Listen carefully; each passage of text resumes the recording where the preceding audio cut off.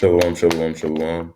First and foremost, all praises and double honors due to Yahweh by Shem HaMashiach, Malak Yahushai.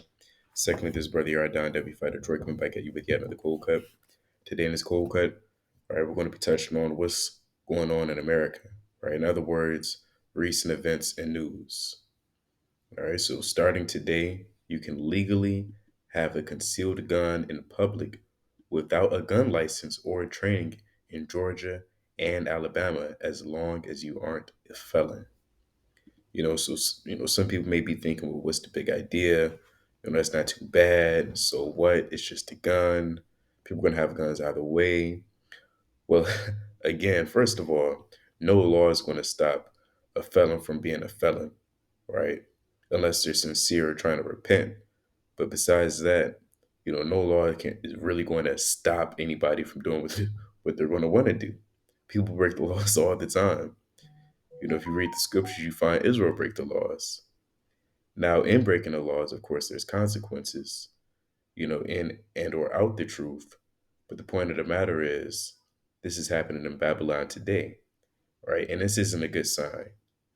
If you think this is a good sign or it's not that bad, or you feel confident nothing, terrible will come out of it, well, you're wrong. You understand? Because in the end times, there's going to be a lot of mayhem, but it has to lead up to that mayhem, right? And laws such as these are going to be passed and put into place. So when that mayhem actually begins, there should be no question in your mind, like, well, why did this happen? When did these things, it feels like it just happened all of a sudden. No, these things build up, right? Even when you read the scriptures, things build up. When you read Ezekiel, there were so many things he had to do for the Lord to represent this happening and that happening and that happening. It all built up. Even during Yahushua's time, right? During the days of Rome, it all built up. The same way it takes its time for a country or a civilization to build up, it's going to fall, right? A certain way. It has to build up to that fall, to that climax. So again, starting today, you can legally have a concealed gun in public without a gun license or training in Georgia and Alabama as long as you aren't a felon. And of course, we're going to bring up the resources. We're going to pull out the precepts. We're going to dive a little bit deeper into this because it's imperative to know what's happening around your neck of the woods and in these last days. You have to see the signs. The Lord said, be aware and be circumspect. So let me bring that out first, real quick. This is Ephesians chapter 5, verse 15, probably top 15 favorite verses. See then that ye walk circumspectly, not as fools, but as wise, redeeming the time because the days are evil, right? And that's a fact. That's of a truth, right? The days are surely evil. How much more as this year proceeds? So I have some other precepts right before us in Second Esdras, right? Second Esdras, when you read it, it's pretty much touching on the end days very specifically, right? It gets a little bit more detailed. Matthew 24, Luke 21, the other Gospels, it touches on the end days, and Yahushua makes mention of, this happening and that happening, persecution. But Second Esdras is a little bit more detailed. So it reads in Second Esdras 15 and 15, for the sword and their destruction draweth nigh, and one people shall stand up to fight against another, and swords shall be in their hands, or it's like swords in their hands. Right? This is a modern day sword. It's not going to look like the ancient world sword. You pull it out the sheath and you slay someone. The sword in the scriptures is really just a weapon. You understand? Arrows, that's the type of weapon. But when the Lord says he's going to come back, and shoot the arrows in Second Esdras 16, it's not an actual arrow, right? Certain weapons just it's like it just represents the destruction that's coming. All right. So this is a modern day sword. This is the destruction, right? That's going to be in people's hands, and they're going to slay one another. Second Esdras 16 and 15 and 16. For there shall be sedition among men. All right, let's see if we can Google this word sedition. we don't know what certain words are, we got to Google it, right? If it'll work. So sedition is pretty much a riot, a revolt, right? Um, Civil unrest, if you will.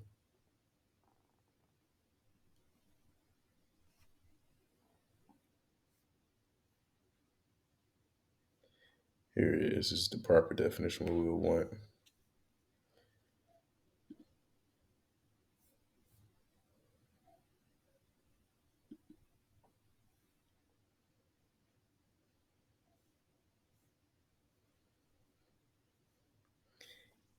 Incitement or resistance to or insurrection against lawful authority, right? A sedition is coming among America, Babylon, Asia, Egypt, every nation you could possibly think of. There will be sedition among men and invading one another, and they shall not regard their kings nor princes, and the courses of their actions shall stand in their power. There was a madman. He slain a police officer in New York, stabbed him in the head with a machete. I'm gonna pull that up. Well, for the sake of YouTube, I really can't, but that's something you can look up. You know, verse. Well, let's jump down. This is 216 and 22. For many of them that dwell upon earth shall perish of famine, and the other that escape the hunger shall the sword destroy. So just when you think you made it by beating the famine, then you're going to get slain by that sword.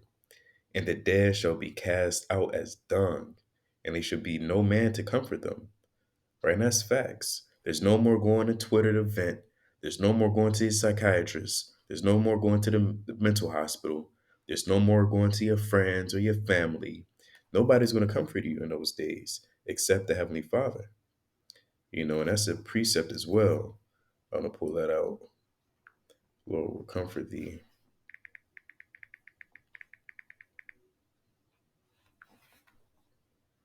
Isaiah 41 and 10. Oh, there's another one too. 51, I want to say. Let's see. Isaiah 51. Is that what I want? It's like it, Isaiah 50. Let me jump down.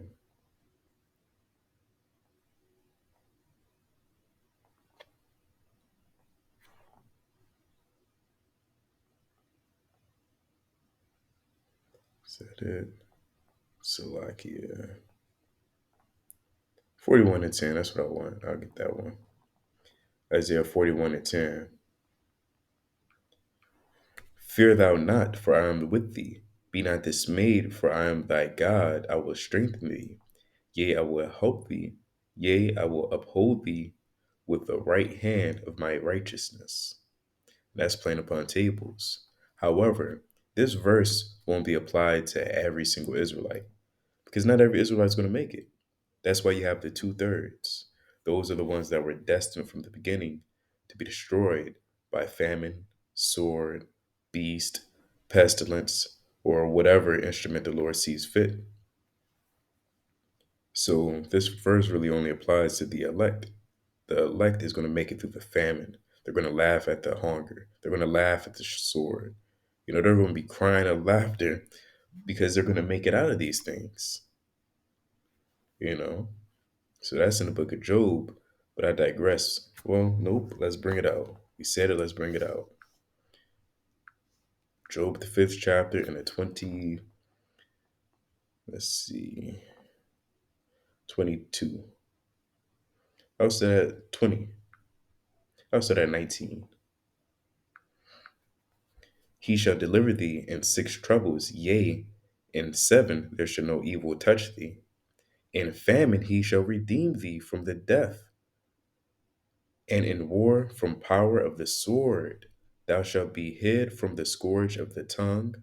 Neither shalt thou be afraid of destruction when it cometh.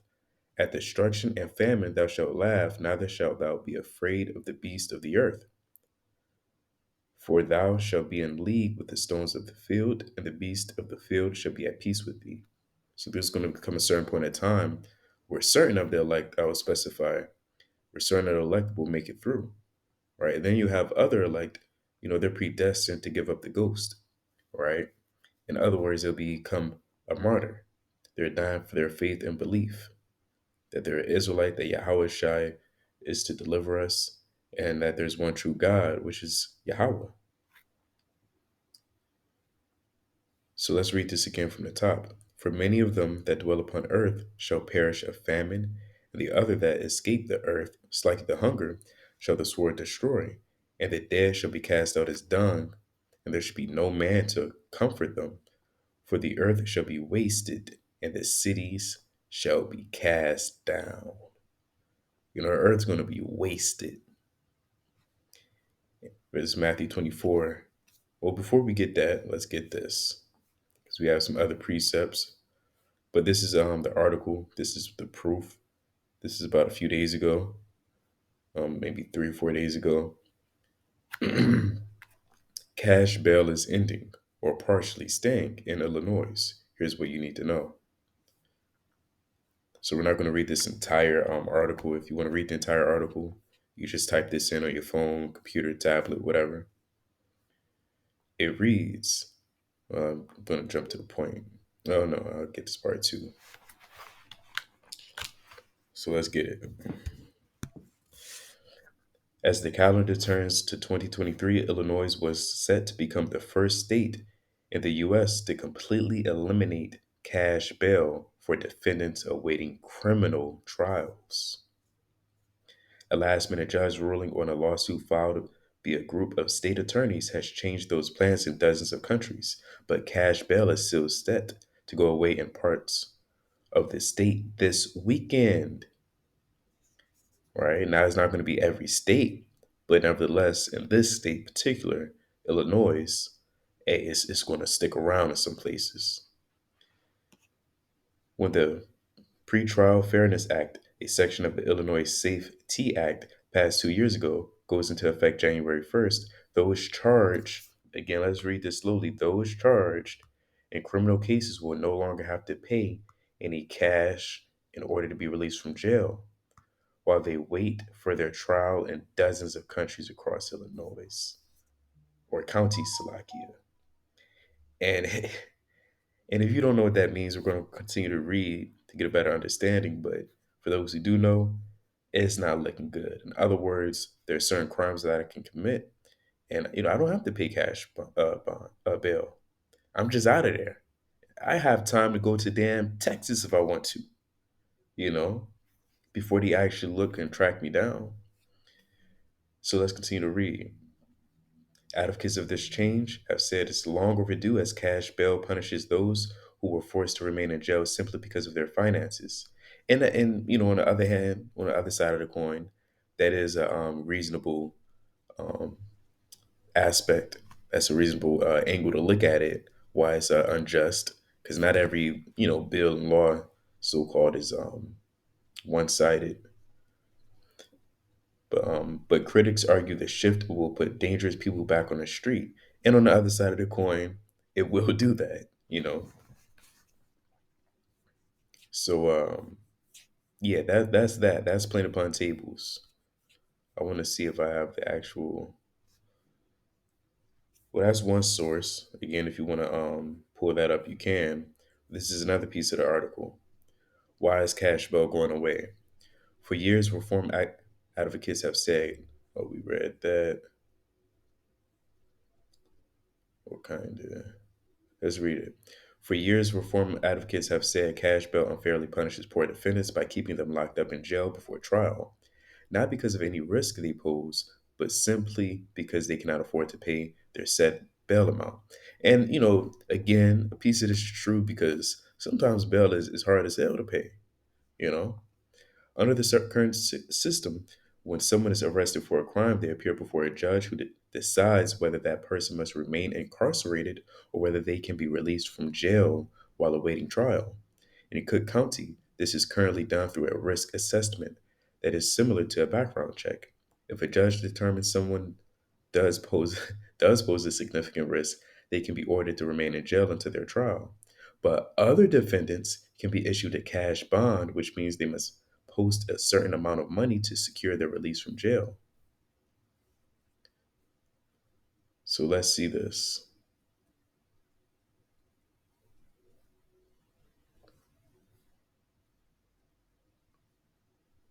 Let's check this out. This is a video out the horse's mouth.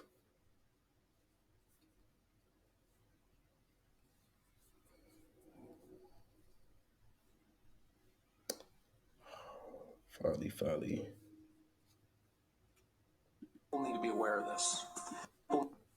As of January 1st, 2023, the following things will go into effect, and people need to be aware of this. It abolishes cash bail for almost every offense.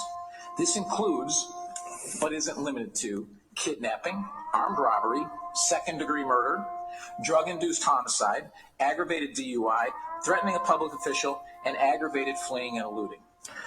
Offenders released on electronic monitoring have to be in violation for 48 hours before law enforcement can act. They could almost drive to Alaska before we can even look for them.